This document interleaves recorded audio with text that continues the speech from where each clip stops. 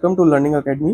तो आज हम class 9 maths chapter 1 the use of coordinates की end of the chapter exercise करेंगे। इस एक्सरसाइज में टोटल 16 क्वेश्चन है। तो अभी हम इसको दो पार्ट में डिवाइड कर लेते हैं। तो अभी हम इसके फर्स्ट टू 8 क्वेश्चन तक ही करेंगे इस वीडियो में।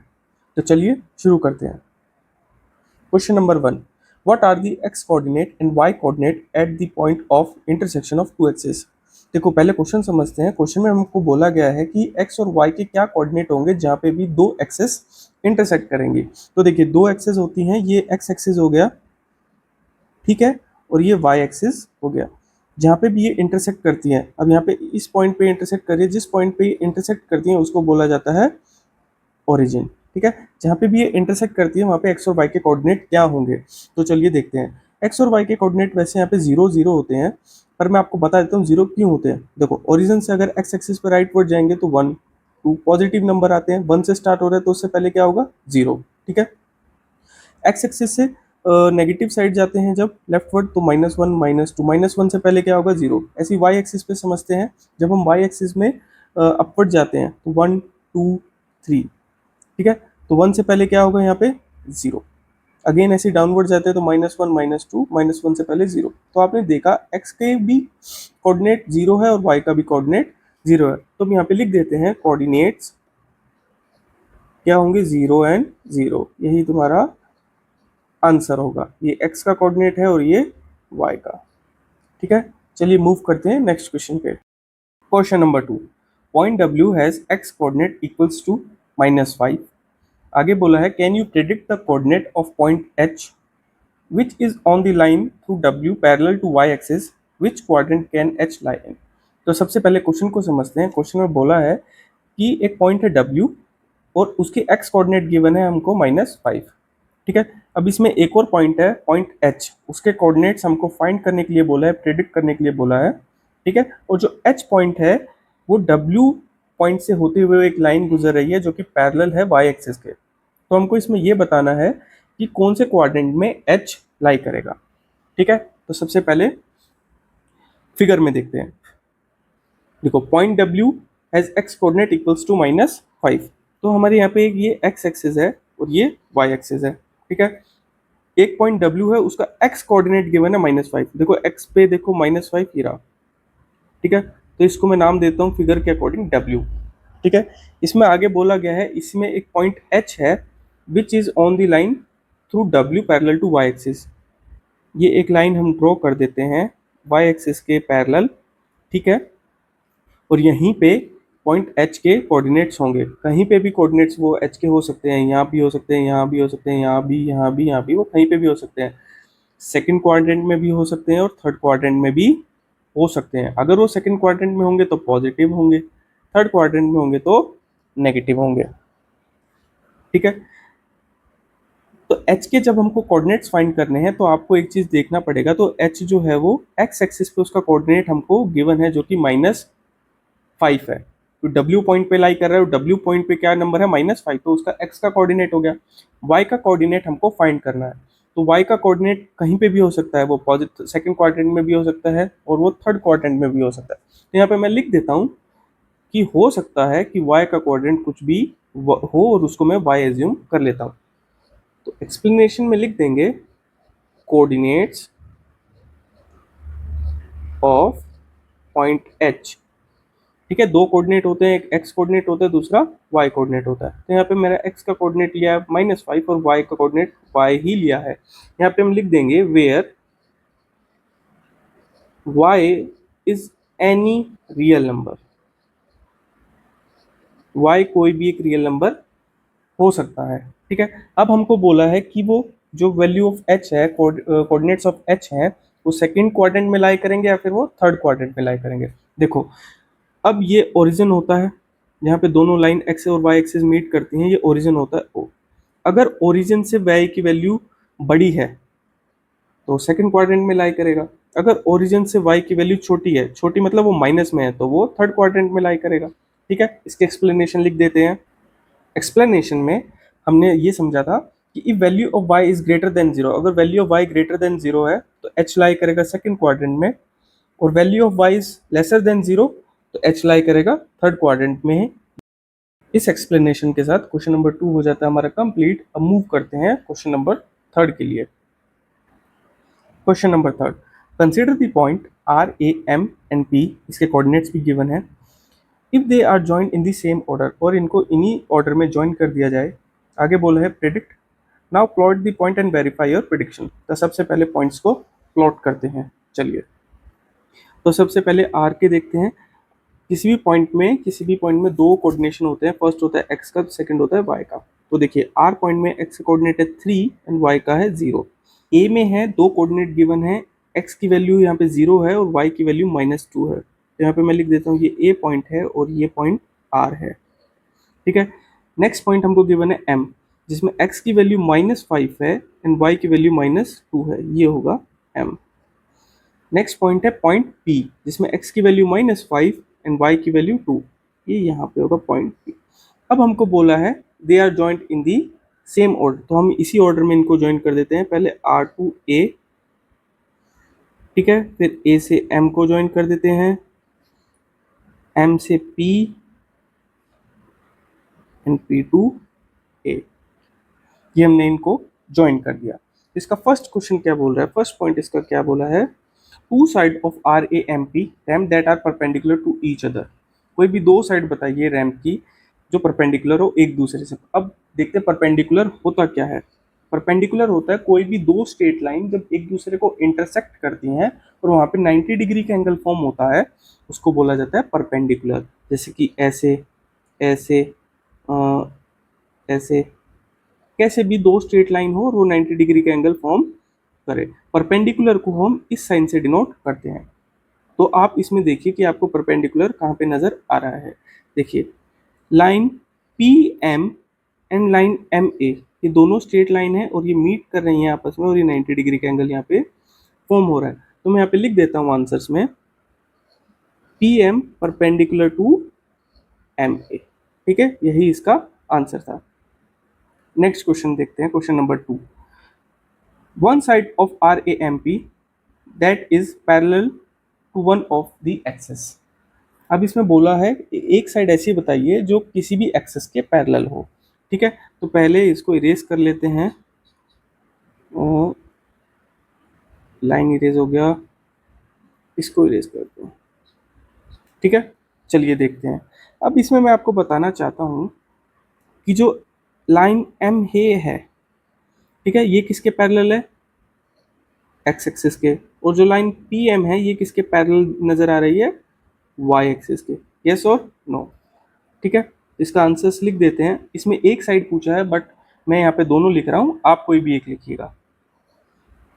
लाइन पी एम ये साइन पैरेलल का होता है, parallel to line P M parallel to, यहाँ पे लिख देता हूँ वाई एक्सिस। ठीक है, और line M A parallel to x axis. ठीक है, next point, two points that are mirror image of each other in one axis, what axis will this be। इसमें बोला है कोई भी दो पॉइंट हैं इसमें जो मिरर इमेज बना रहे हैं, ठीक है, और एक एक्सिस पे, तो बताओ कौन सी एक्सिस है वो। ठीक है, बता देते हैं। तो मिरर इमेज समझते हैं होता क्या है। मिरर इमेज वो होता है किसी भी दोनों पॉइंट के जो भी पॉइंट होंगे उनके कोऑर्डिनेट्स बिल्कुल सेम होंगे। तो सबसे पहले हम इनके कोऑर्डिनेट्स लिख लेते हैं। देखो आर के क्या कोऑर्डिनेट्स थे, 3 एंड 0। ठीक है, ए के कोऑर्डिनेट थे 0 -2, एम के कोऑर्डिनेट से -5 एंड -2, पी के कोऑर्डिनेट है -5 एंड 2। जो भी पॉइंट मिरर इमेज बनाएंगे उसके कोऑर्डिनेट सेम होंगे। तो आप इसमें देखिए आपको कोऑर्डिनेट किन दो पॉइंट्स के सेम नजर आ रहे हैं, पी और एम के कोऑर्डिनेट्स सेम नजर आ रहे हैं। एक वैल्यू ऑफ वाई, इसमें एक पॉजिटिव है एक नेगेटिव है, वो होनी चाहिए। वो या तो value of y positive negative हो या फिर value of x positive negative हो, तभी वो मिरर इमेज बनाएंगे। ठीक है, इतना समझ आ गया। तो मैं लिख देता हूँ, एक्सप्लेनेशन में हमने लिख दिया है पॉइंट पी एंड एम, ये दो पॉइंट है point P and point M. ठीक है, ये मिरर इमेज है एक दूसरे की।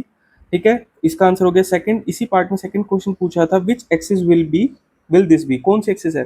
तो एक्स एक्सिस पे बन रहे हैं और एक्स एक्सिस को क्या बोला जाएगा, एक्सिस ऑफ रिफ्लेक्शन। ठीक है, इसके साथ होता है हमारा क्वेश्चन नंबर 3 कंप्लीट। मूव करते हैं क्वेश्चन नंबर 4 पे। Question number 4, plot point z, इसके कोऑर्डिनेट्स गिवन है 5 and -6 on the Cartesian plane. देखिए कोई भी ग्राफ होता है ना, मैंने इंट्रोडक्शन में ही बताया था, इसको बोला जाएगा, इस ग्राफ को जो भी दो पैरेलल लाइन या परपेंडिकुलर लाइन इंटरसेक्ट करते हैं एक दूसरे को, वो कार्टेशियन प्लेन फॉर्म होता है वहाँ पे, ठीक है। अब यहाँ पे हमको कंस्ट्रक्ट करना है एक राइट एंगल ट्रायंगल, उसके पॉइंट्स गिवन है I Z N and find the length of three sides, और उसकी तीनों साइड्स की लेंथ हमको फाइंड करनी है। सिंपल क्वेश्चन है, समझते हैं। तो सबसे पहले पॉइंट जेड को हम क्या करते हैं, पॉइंट जेड को प्लॉट करते हैं। पॉइंट जेड का एक्स की वैल्यू 5, तो यहाँ पे ये पॉइंट जेड की एक्स की वैल्यू होगी 5, ठीक है, और वाई की वैल्यू -6 यहाँ पे, तो ये बिल्कुल इसके ये यहाँ पे बनेगा हमारा पॉइंट जेड, ठीक है। अब हमको बोला है कि हमको इसमें राइट एंगल कंस्ट्रक्ट करना है, आई जेड एन, और उसकी लेंथ, तीनों साइड्स की लेंथ फाइंड करनी है। देखिए सबका आंसर अलग अलग आएगा, कोई बड़ा राइट एंगल बना सकता है, कोई छोटा राइट एंगल बना सकता है। मैं यहाँ पे क्या करता हूँ, सिंपल इन्हीं लाइंस को ज्वाइन कर देता हूँ,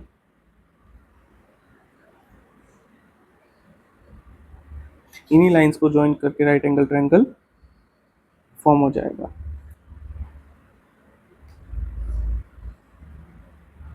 ठीक है। बन गया हमारा राइट एंगल ट्रायंगल यहाँ पे। चलिए z के मैं यहाँ पे कोऑर्डिनेट्स लिख लेता हूँ 5 एंड -6, ठीक है। ये z हो गया, ये हमारा i हो गया, और ये हमारा n हो गया। n के कोऑर्डिनेट्स क्या होंगे, 5 x का और y का 0। n के कोऑर्डिनेट्स क्या होंगे, x का 0 एंड y का -6। इतना समझ आया, ठीक है। अब हमको बोला है कि आपको इनकी तीनों साइड्स की लेंथ फाइंड करनी है, तो ठीक है। तो मैं देख पा रहा हूँ कि जो लेंथ है, पेन दूसरा लेते हैं, देखिए जो लेंथ है i से लेकर z की, वो कितनी है, 6 यूनिट्स है। यहाँ पे माइनस का -6, बट फिर भी हमने यहाँ पे 6 इसलिए लिया क्योंकि लेंथ में पॉजिटिव नेगेटिव नहीं होता, लेंथ में सिर्फ ये देखते हैं वो कितना बड़ा है, ठीक है। तो यहाँ पे हम लिखेंगे 6 units. Length line N Z की देखेंगे कितने यूनिट्स है, यहाँ से लेकर यहाँ तक ये फॉर्म हो रहा है, यहाँ से यहाँ तक कितना है, 5 यूनिट्स, ठीक है। हमको ये वाली साइड फाइंड करनी है, तो आंसर्स में लिखते हैं length of Z I, Z I की लेंथ कितनी है, 6 यूनिट। आगे लिखते हैं length of Z N, 5 units. देखो हमने प्रीवियस क्लासेस में भी पढ़ा था कि राइट एंगल की जो हाइपोटेनियस होती है, इसको हाइपोटेनियस बोलते हैं, उसको फाइंड करने का फॉर्मूला होता है, उसको बोलते हैं पाइथागोरस फॉर्मूला। पाइथागोरस क्या होता है, सपोज करो ये राइट एंगल ट्रायंगल मैंने फॉर्म कर दिया, जहाँ पे भी 90 डिग्री बन रहा है उसके अपोजिट होता है बिल्कुल हाइपोटेनियस, नीचे बेस, और जिस लाइन पे 90 डिग्री फॉर्म होता है उसको बोलते हैं परपेंडिकुलर, ठीक है, या फिर उसको आप हाइट भी बोल सकते हो, ठीक है। तो इसका क्या फॉर्मूला होता है, इसका फॉर्मूला होता है h equals to p square plus b square. इसको आप a B c b name दे सकते हो, ये हो गया ए, ये हो गया बी, और ये हो गया सी साइड। तो ए साइड जो है दोनों अदर साइड का सम के बराबर होगा, बी स्क्वायर प्लस सी स्क्वायर, क्लियर, ठीक है। तो इसमें हम प्लॉट कर देते हैं, इसको हमने लाइन दिया आई एन, तो यहाँ पे आई एन इक्वल्स टू किसके बराबर होगा, इन दोनों लेंथ के, जेड आई का स्क्वायर प्लस जेड एन का स्क्वायर। बहुत सिंपल है, सिर्फ हमने इसको परपेंडिकुलर पाइथागोरस थ्योरम में इनको, इनकी वैल्यूज को प्लॉट करना है। जेड आई की कितनी वैल्यू थी, 6 यूनिट, जेड एन की 5 यूनिट, बस इनको सॉल्व कर देंगे, 36 प्लस 25 जो कि होता है 61। तो यही लेंथ आएगी हमारी थर्ड साइड की। यहाँ लिख देते हैं लेंथ ऑफ आई एन कितना आया, √61, यही हमारा आंसर होगा। क्वेश्चन नंबर 4 हो जाता है कंप्लीट। अब मूव करते हैं नेक्स्ट क्वेश्चन पे, क्वेश्चन नंबर 5 पर। Question number 5, what would a system of coordinates be like if we don't have negative numbers, इसमें क्वेश्चन में बोला अगर हमारे पास कोऑर्डिनेट्स में नेगेटिव नंबर हो ही ना, ठीक है, तो पहले ये देखते हैं कि नेगेटिव नंबर कहाँ ना हो। तो सबसे पहले हम एक ग्राफ प्लॉट करते हैं, ठीक है, कलर दूसरा लेते हैं,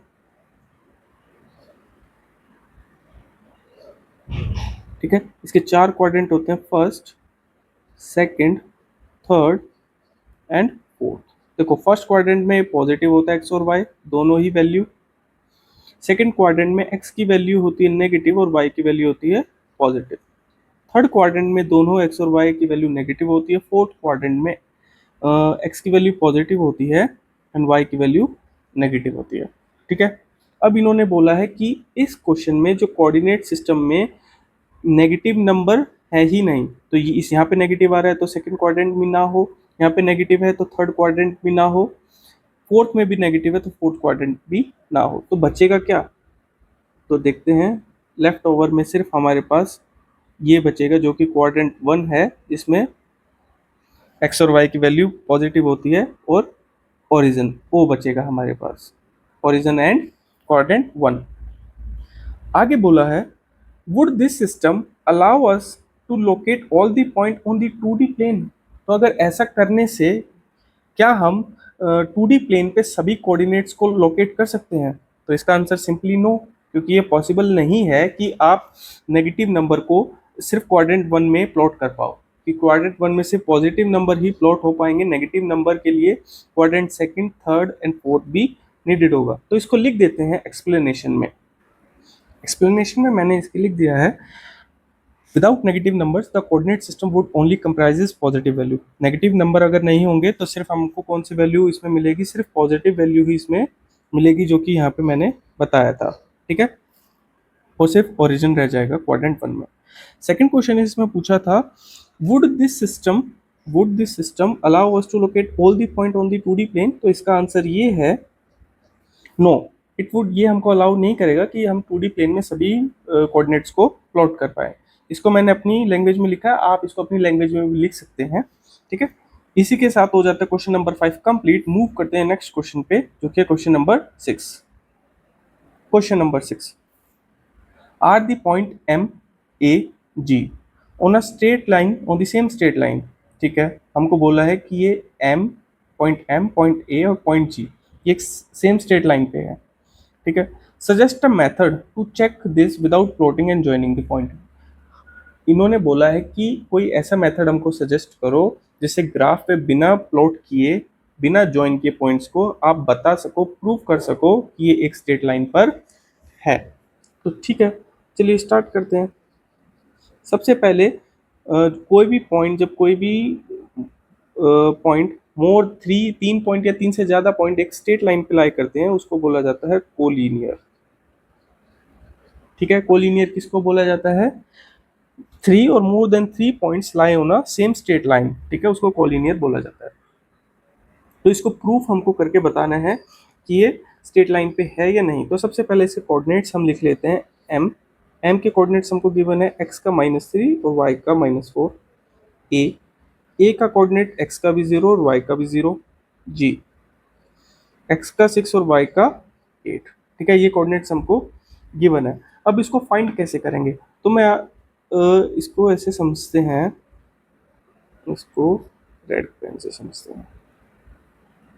देखिए सपोज करो ये एक स्ट्रेट लाइन है, ठीक है, यहाँ पे पॉइंट एम है, यहाँ पे पॉइंट एम है, यहाँ पे ए, यहाँ पे पॉइंट जी है, ठीक है। तो हमको प्रूव करना है कि ये सेम स्ट्रेट लाइन पे है। तो सबसे पहले अगर हम एम ए, ठीक है, एम ए के पॉइंट और ए जी के पॉइंट, एम ए के पॉइंट ए जी के पॉइंट को प्लस कर दें, तो इनका सम किसके इक्वल आना चाहिए? पॉइंट एम जी के इक्वल आना चाहिए। तो मैं लिख देता हूँ M G equals to point M A plus A G. अगर ये इक्वल आ गए तो फिर हम बोल सकते हैं कि ये कोलिनियर है और तीनों ही पॉइंट एक सेम स्ट्रेट लाइन पे लाई करती है। तो इसको फाइंड करने का एक फॉर्मूला होता है, उसको बोलते हैं डिस्टेंस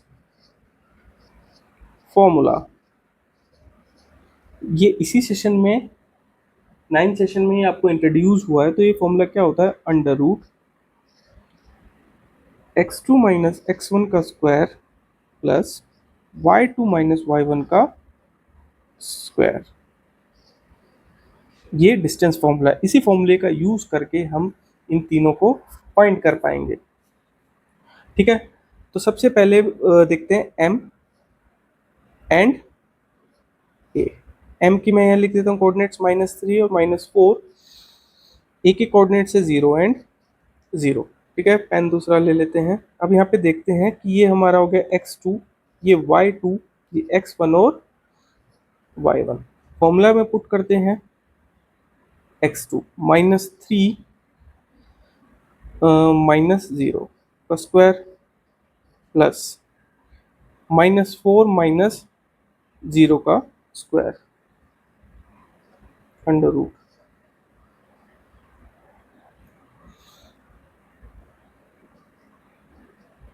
देखिए 3 में से 0 गया तो 3 बचेगा, -3 का स्क्वायर प्लस -4 का स्क्वायर।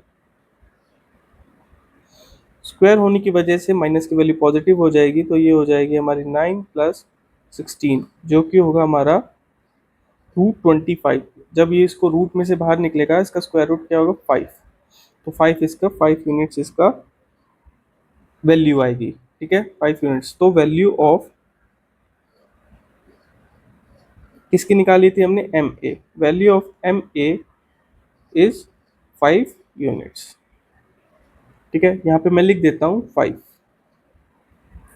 एज को थोड़ा ऊपर स्लाइटली मूव करते हैं ताकि हम ए जी की भी वैल्यू फाइंड कर पाए। ए जी के लिए हम कलर दूसरा ले लेते हैं, ए एंड जी। तो ए जी के पॉइंट्स लिख लेते हैं। कोऑर्डिनेट्स ए के 0 0 हैं और जी के कोऑर्डिनेट्स क्या हैं, 6 एंड 8। 6 और 8। यहाँ पे हमने क्या लिया था, ए को, ये हो गया हमारा x1 y1, इसको ले लेते हैं x2 y2। सेम उसी फॉर्मूला डिस्टेंस फॉर्मूला में पुट करेंगे, x2 माइनस x1। तो x2 कितना है, 6 -0 का square plus y2 minus y1 का स्क्वायर अंडर रूट। ठीक है, तो यहाँ पे हो जाएगा 6 का स्क्वायर, यहाँ पे हो जाएगा 8 का स्क्वायर। 6 का स्क्वायर कितना होता है, 36 प्लस 8 का स्क्वायर कितना होता है, 64। इनको जब ऐड करेंगे तो अंडर रूट ही हमारा बन जाएगा 100, और जब रूट को सॉल्व करेंगे तो इसकी वैल्यू आ जाएगी 10 यूनिट्स। तो मैं यहाँ पे लिख देता हूँ value of A G is 10 units. इतना समझ आया। अब हमने ए जी की वैल्यू फाइंड की थी जो कि आई है 10 यूनिट्स।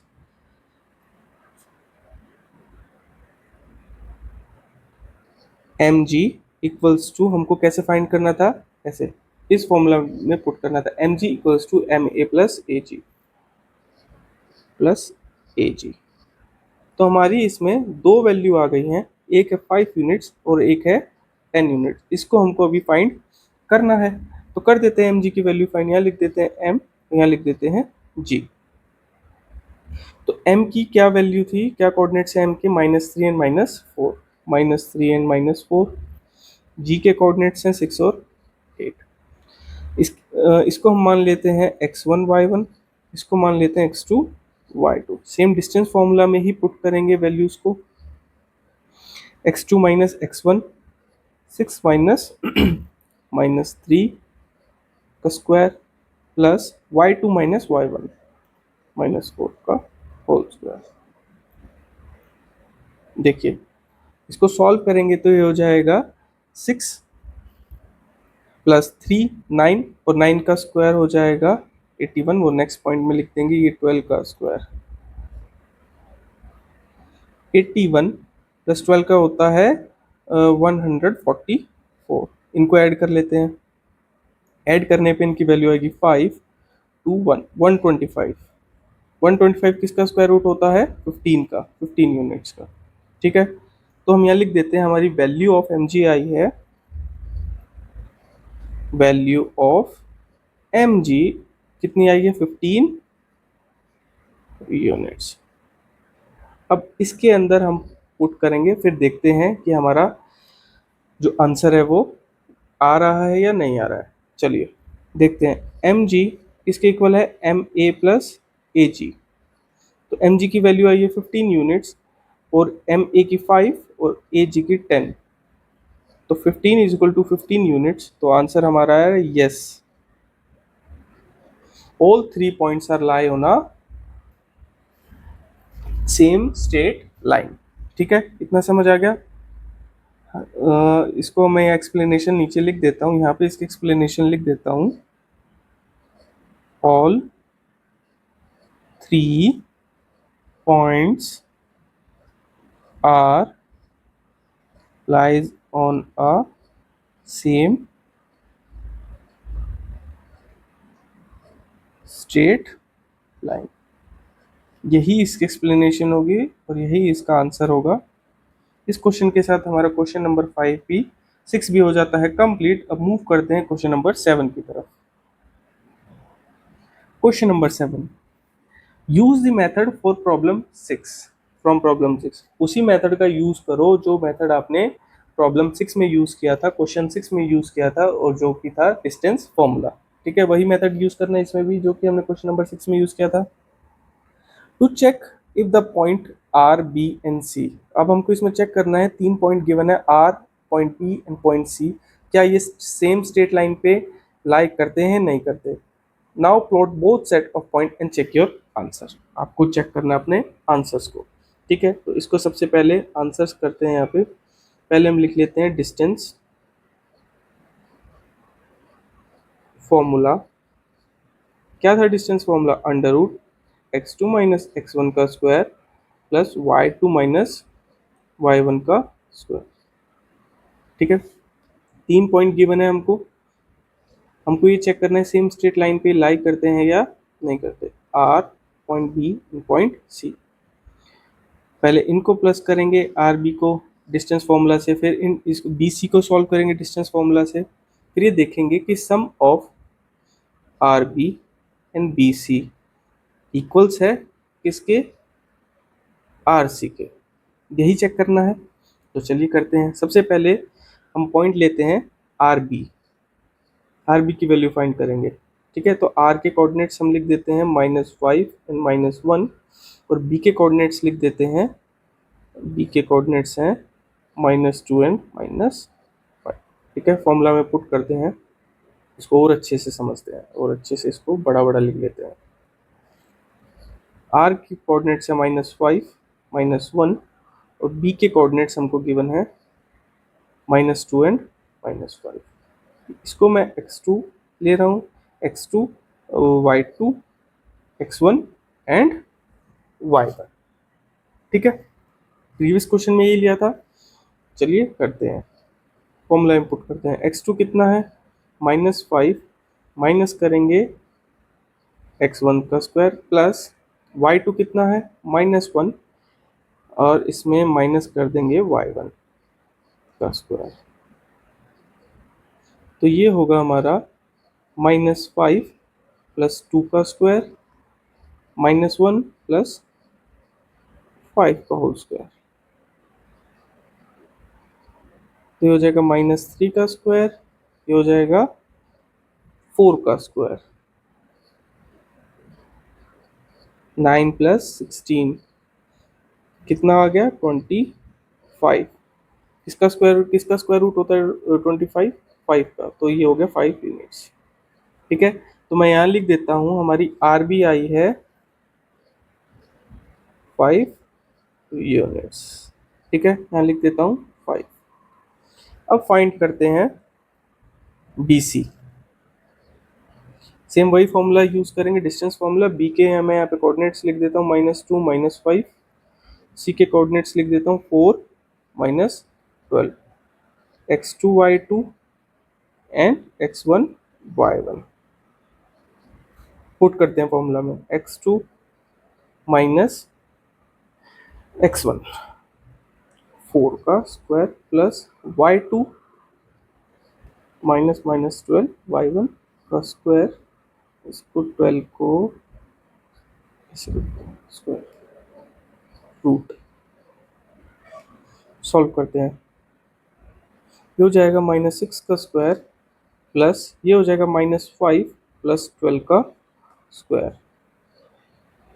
ठीक है, -6 का 36, और जब हम इसको सॉल्व करेंगे तो ये हमारा बन जाएगा 7 का स्क्वायर जो कि 49 आएगा। ठीक है, 36 और 49 को ऐड करते हैं, √85।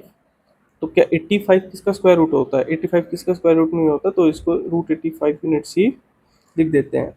तो हमारी BC की वैल्यू कितनी आई है? √85। तो यहाँ BC के नीचे लिख देता हूँ मैं √85। ठीक है, अब हम फाइंड करते हैं RC की वैल्यू।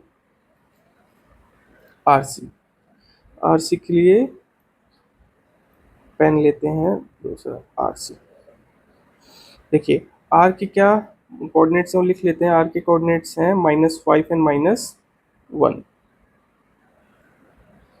-5 -1। ठीक है, और C के क्या कोऑर्डिनेट्स हैं? C के कोऑर्डिनेट है 4 -12। इसको ले लेते हैं x2 y2 x1 and y1। तो निकालते हैं RC। उसी फॉर्मूला में पुट करते हैं, डिस्टेंस फॉर्मूला में x2 माइनस x1, -5 -4 का स्क्वायर प्लस y2 -12 का स्क्वायर। ये हो जाएगा हमारा -9 का स्क्वायर, ये हो जाएगा हमारा -11 का स्क्वायर, नहीं +11 का स्क्वायर। ठीक है, 81 + 121। इसको जब हम सॉल्व करेंगे तो हमारा आएगा 300 नहीं 300 नहीं, सॉरी, ये हो जाएगा हमारा 202 यूनिट्स। ठीक है, तो RC हमारी कितनी आई है? 202 यूनिट्स अंडर रूट में। तो अब इसको देख के आप बताइए, क्या ये तीनों पॉइंट्स एक ही सेम स्ट्रेट लाइन पे लाई करेंगे? क्या RC की value is a sum equals to a sum of RB and BC? तो नो। यहाँ पे मैं लिख देता हूँ no, point R, B and C do not lie on a same straight line। ठीक है, यही इसका आंसर होगा। इसके साथ क्वेश्चन नंबर 7 हमारा हो जाता है कंप्लीट। अब मूव करते हैं क्वेश्चन नंबर 8 पर। Question number 8, use the origin as one vertex. एक ग्राफ है, ठीक है, ग्राफ में यहाँ पे ओरिजिन होता है, इसको बोला गया है कि आप ओरिजिन को ओ को वर्टेक्स यूज मान लीजिए और प्लॉट दी वर्टिसेस ऑफ, और इसमें प्लॉट करिए वर्टिसेस। ठीक है, अब मैं आपको बता देता हूँ वर्टेक्स क्या होता है। कोई भी दो परपेंडिकुलर लाइन मीट करती हैं, वहाँ पे कॉर्नर फॉर्म होता है। जैसे ये परपेंडिकुलर लाइन, ये परपेंडिकुलर लाइन, या स्ट्रेट लाइन बोलो, दो स्ट्रेट लाइन मीट करती हैं, कोई भी दो स्ट्रेट लाइन मीट करती है, कॉर्नर फॉर्म होता है, उस कॉर्नर को क्या बोलते हैं? वर्टेक्स। स्क्वायर लेते हैं, 4 स्ट्रेट लाइन से मिलके बनता है, तो 4 इसमें क्या होंगे? 4 कॉर्नर होंगे, तो 4 वर्टेक्स होंगे। ठीक है, समझ आ गया वर्टेक्स क्या होता है। अब इसके फर्स्ट पॉइंट पे चलते हैं कि क्वेश्चन में पूछा क्या है। A right angle isosceles triangle. First में बोला है कि हमको प्लॉट करना है, बनाना है राइट एंगल आइसोसेलेस ट्रायंगल। तो ठीक है, सबसे पहले ग्राफ में देखते हैं। हमने एक वर्टेक्स तो ले लिया ओ। आइसोसेलेस ट्रायंगल क्या होता है? आइसोसेलेस ट्रायंगल होता है जिसकी दो साइड इक्वल होती हैं। तो हमको एक साइड तो ये बनानी होगी, ठीक है, ये वाली एक साइड, ये वाली बनानी होगी। इसमें हम क्या करेंगे? दोनों ही यूनिट सेम लेंगे, एक्स की यूनिट भी सेम लेंगे, वाई की यूनिट भी सेम लेंगे, ताकि दो लाइन हमारी इक्वल आए और आइसोसेलेस ट्रायंगल फॉर्म हो। इतना समझ आया? चलिए देखते हैं, आइसोसेलेस ट्रायंगल बनाते हैं। मैं एक्स एक्सिस पे ले रहा हूँ 2 यूनिट्स और वाई एक्सिस पे भी फिर लूंगा 2 यूनिट्स, और इनको हम ज्वाइन कर देंगे, तो हमारा ये बन गया आइसोसेलेस ट्रायंगल। इनको मैं नाम देता हूँ, इसके कॉर्नर वर्टेक्सेस को, ये ओ, ये ए एंड पी। ठीक है, इसको बताते हैं। देखो, लेंथ ऑफ ओ ए, ओ ए की लेंथ कितनी है 2 units and length of O B की कितनी लेंथ है वो भी 2 यूनिट्स है। ठीक है, तो दो साइड हमारी इक्वल होगी तो ये क्या हो गया आइसोसेलेस ट्रायंगल। ठीक है, यही इसका आंसर है। अब इसके सेकंड पार्ट पे मूव करते हैं। बोला है N isosceles triangle with one vertex in quadrant third and the other in quadrant fourth, कि एक आइसोसेलेस ट्रायंगल फॉर्म करो, बनाओ, जिसकी एक वर्टेक्स तो क्वाड्रेंट थर्ड में होनी चाहिए और एक वर्टेक्स होनी चाहिए क्वाड्रेंट फोर में। ठीक है, तो सबसे पहले वही चीज लेंगे, ओरिजिन को हम एक वर्टेक्स मानेंगे। ठीक है, ओरिजिन को जब हम एक वर्टेक्स मानेंगे उसके बाद देखिए हमको आइसोसेलेस बनाना है, दो साइड इसकी इक्वल करनी है। एक साइड में यहाँ से लेता हूँ, सपोज करो 2 से या 3 से लेता हूँ, 2 छोटा हो जाएगा, 3 से 3 से एक यूनिट एक्स की तरफ, एक्स पॉजिटिव की तरफ जाऊंगा, एक यूनिट एक्स पॉजिटिव को बोलने की बजाय हम ये बोलते हैं 3 से एक पॉइंट में जाऊंगा, एक यूनिट जाऊंगा क्वाड्रेंट 4 की तरफ और एक यूनिट में जाऊंगा क्वाड्रेंट 3 की तरफ। ठीक है, तो ये दोनों साइड से क्वाड्रेंट थर्ड से भी और क्वाड्रेंट 4 से भी एक एक यूनिट चला गया, तो ये इक्वल हो गया दोनों क्वाड्रेंट से। ठीक है, और इसको मैं ज्वाइन कर दूंगा ओरिजिन से, इसको भी नाम दे देते हैं ओ ए एंड बी। तो ओ ए बी भी हमारा क्या बन गया आइसोसेलेस ट्रायंगल। यहाँ लिख देते हैं O A B is an isosceles triangle. अब इसमें हमको क्या करना होगा, ये बताना होगा कि आइसोसेलेस ट्रायंगल ये बना कैसे, टू साइड इक्वल कैसे आई, है भी या इक्वल या नहीं है। जो दो साइड हैं ओ ए, क्या वो ओ बी के इक्वल हैं? अगर ये इक्वल होंगी तो हमारे आइसोसेलेस ट्रायंगल फॉर्म हो जाएगा, और अगर इक्वल नहीं होंगी तो आइसोसेलेस ट्रायंगल फॉर्म नहीं होगा। तो चलिए इसको प्रूफ करते हैं। तो हमने इसको यहाँ पे प्रूफ कर दिया है डिस्टेंस फॉर्मूला का यूज करके कि ओ ए ओ बी के इक्वल है या नहीं है। सेम जैसा हमने क्वेश्चन नंबर 6 और क्वेश्चन नंबर 7 में फॉर्मूला का यूज किया था डिस्टेंस फॉर्मूला का, उसी फॉर्मूला का यूज किया है। पहले हमने कोऑर्डिनेट्स लिख दिए हैं ओ के और ए के, फॉर्मूले में पुट करके हमारी ओ ए की वैल्यू आई है √10। सेम ओ के कोऑर्डिनेट्स लिखे हमने, फिर बी के कोऑर्डिनेट्स लिखे, फॉर्मूला में पुट करके ओ बी की वैल्यू आई है √10। ठीक है, तो हम यहाँ पे लिख देते हैं ओ ए बी √10 है और ओ बी भी √10 है। तो यहाँ लिख देते हैं O A B C triangle, O A B C is an isosceles triangle. ठीक है, इस क्वेश्चन के साथ हमारा क्वेश्चन नंबर 8 हो जाता है कंप्लीट।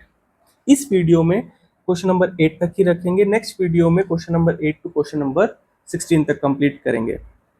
वीडियो अच्छी लगे तो वीडियो को लाइक करना, चैनल को सब्सक्राइब करना। अगर आपको इस अब तक के क्वेश्चन में कोई भी डाउट हो तो मुझे कमेंट बॉक्स में ज़रूर बताना। Thank you for watching.